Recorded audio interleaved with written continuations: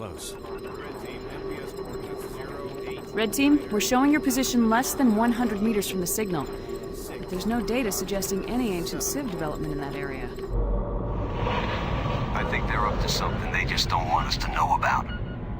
If you use the word expansion pack nowadays, I think most gamers would look at you as if you just farted in their face, but not too long ago, expansion packs were like DLC with actual content. Basically, the way it used to work was that you'd buy a whole game with nothing held back, then if that game was successful, later on you'd get an expansion pack to go along with it. Often these expansion packs weren't made by the same development team, but instead by people who were fans of the original game. A good example of this is when Gearbox Software worked on Opposing Force for Half-Life, which many people, myself included, consider to be one of the best expansion packs for any single FPS game. I can remember this whole thing kinda dying out and slowly being replaced with DLC around the time when Elder Scrolls Oblivion brought out an armoured outfit for horses, but the expansion pack still had a bit of life left in them. One of the last true expansion packs I can ever remember playing was Resurrection of Evil for Doom 3, developed by a group called Nerve Software, made up of people who formerly worked for Rogue Entertainment, the same people who developed the awesome Strife and doubled around with expansion packs for Quake and Quake 2. So on that basis, you'd expect that these guys know what the hell they're doing, which they do. And Resurrection of Evil was released for Microsoft Windows and the Xbox in 2005. So the story picks up after the conclusion of Doom 3, after a 2-year hiatus where the UAC picks up a signal from one of their satellites and sends a team to investigate, led by a scientist named Elizabeth McNeil, voiced by Jennifer Hale, who I actually met in real life too. She's awesome. Anyway, soon after, the protagonist, again another Marine, activates some kind of artifact which awakens the forces of hell, and you end up fighting your way through the UAC base to find and destroy that old, bald asshole Dr. Petruga, the antagonist from Doom 3. McNeil has the honour of being the second female character to be seen in the Doom 3 series. The only other one I can recall was a woman you interact with for all of 5 seconds before she gets her spine ripped out as she turns into a lost soul.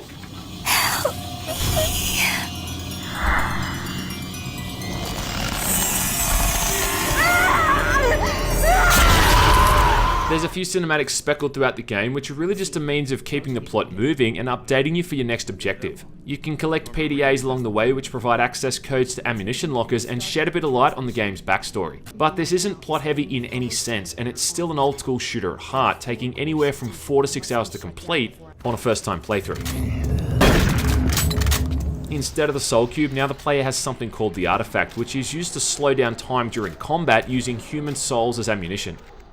After our brain-dead protagonist wakes up the Hell Forces, Petruga sends 3 demons after him, and each of these serve as mini boss fights, which eventually upgrade the artifact after they're each defeated. So at first the artifact only slows down time, but will eventually allow you to do increased damage, before finally granting you invulnerability whilst it's active. These boss fights will probably take you all of 10 seconds to figure out, and not too long after that, they'll be easily defeated. Using the artifact kind of becomes essential because the enemy count in this game is a lot higher than it was in Doom 3, and the environments seem to be a lot more claustrophobic, not really allowing you all that room to maneuver. The design and layout is very similar to that in Doom 3 though, obviously because it's set in the same UAC facility, so you're not going to see anything all that new or unique.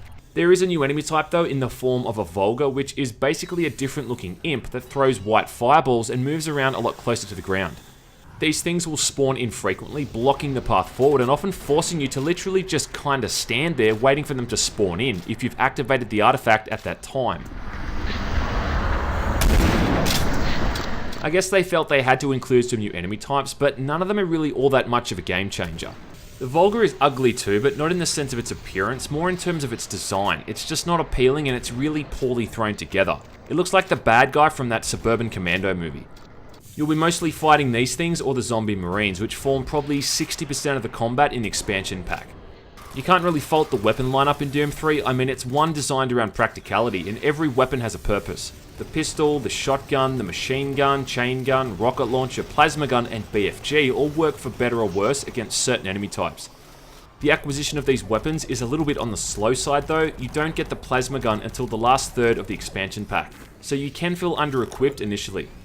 The other big addition in Resurrection of Evil is the addition of 2 new weapons, the Super Shotgun and the Grabber, which is the game's answer to Half-Life 2's Gravity Gun. Much like the gravity gun, the grabber is able to pick up most physics items like crates and barrels and let these items be thrown around, preferably at enemies, right into their faces. However, the way it differs to Half-Life 2 is you can also grab an enemy's projectile and throw it right back at them if you're quick enough. It's a neat idea, but it falls flat on its ass for two main reasons. Firstly, you can only hold onto an object for like 4 or 5 seconds before the grabber overheats, either dropping the item or in the case of explosive barrels causing them to explode. And secondly, the vision around the crosshair when you've grabbed something is greatly distorted, making it difficult to see what the hell you're aiming at. You can get the hang of it the more you play, but it's not really thought out all that well and really just seems to be thrown in there to compete with the gravity gun. This brings me on to the Super Shotgun, something most Doom 2 fans are no doubt familiar with, and as you'd expect, it's a double-barreled version of the normal shotgun that does increased damage at the expense of reload time. Again, like the new enemies, not all that much of a game changer, and there is a shortage on shotgun ammo I found as well, which ultimately meant I didn't use it as much as I could have. But it's still nice to be thrown in as another option to switch to during gunfights. Now, what I perceive as one of the expansion pack's biggest problems is the visuals. I mean, obviously the game runs on the Doom 3 engine, which all things considered still gets the job done. Most of the textures are crisp and detailed, and it looks great running at a smooth 60 frames per second, but the issue is that the game is dark, like really dark. Not in the sense of it being atmospheric, but as in it just hinders your vision because you can't see a damn thing. There seems to be enough light sources, it's just that none of them are as bright as they should be. There were segments when I had to draw the curtains and sit closer to the monitor to make out what the hell was going on. One of these is during a section where you're fighting alongside one of those overpowered little sentry robots that dimly lights the path ahead of you as it moves around, and I'm not kidding when I say that I couldn't see what was going on at all. Doom 3 was a dark game to be sure, but never to the point where it affected your ability to actually play the game. The darkness in this is just a handicap. And this is personified the most during a part in the game where you're moving through some waste tunnels with a helmet on that obscures your vision. To make it even worse, you're contending with a rapidly dwindling air supply, and you can't even see the air tanks that are supposed to refresh your air supply, let alone pick them up. You know, obviously these expansion packs weren't created with the same budget or schedules as the original games, so they're never going to be as good, and it's true that Resurrection of Evil does lack a fair bit in that regard. It's often a horror game without any horror, and it lacks a lot of scripted sequences that made Doom 3 so memorable. Is it bad though? Well, to that I would say no, Sonny Jim. Sure, it's not quite as polished as Doom 3, and in certain segments it feels like you're suffering from glaucoma. But this is still a great example of an old school shooter from that point in time when these old school shooters were really on the way out of the industry. On the higher difficulties, it's a genuinely challenging game that doesn't hold back, and the amount of ammunition and health items ensures you've got a decent challenge from start to finish. It's not the best expansion pack ever made, but it still makes most modern day DLC look like absolute garbage.